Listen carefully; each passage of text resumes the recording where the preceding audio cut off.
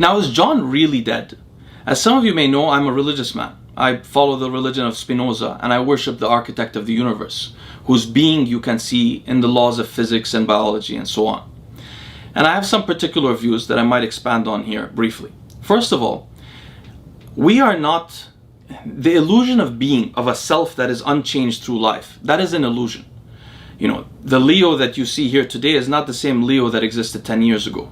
Every atom in my body has been recycled, and my thoughts and beliefs are a little bit different. So really, I have experienced, just as you have, many small deaths in my life.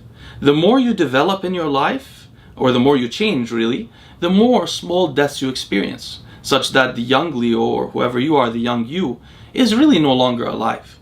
So the illusion that we are living and we suddenly die, it's not really the case. Moreover, when we do die, our physical being is recycled in the universe. There is a limited amount of carbon in the universe, and at some point our being will become some other being.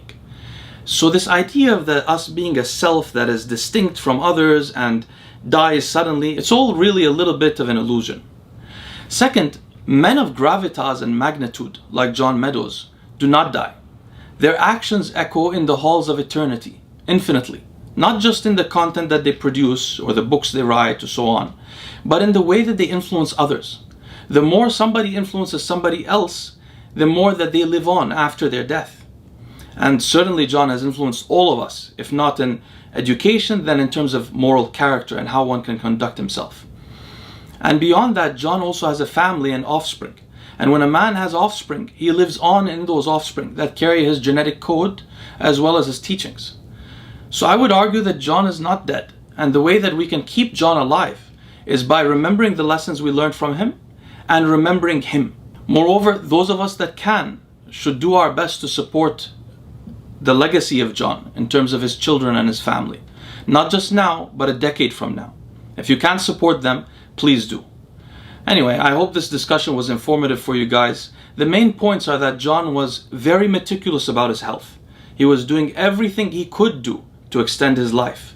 And he did not really make mistakes there.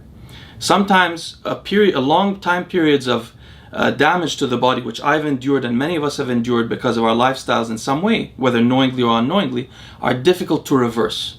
But he did his best. And really, nobody should take any of that away from him. Thank you guys so much for bearing with me. I'll see you next time.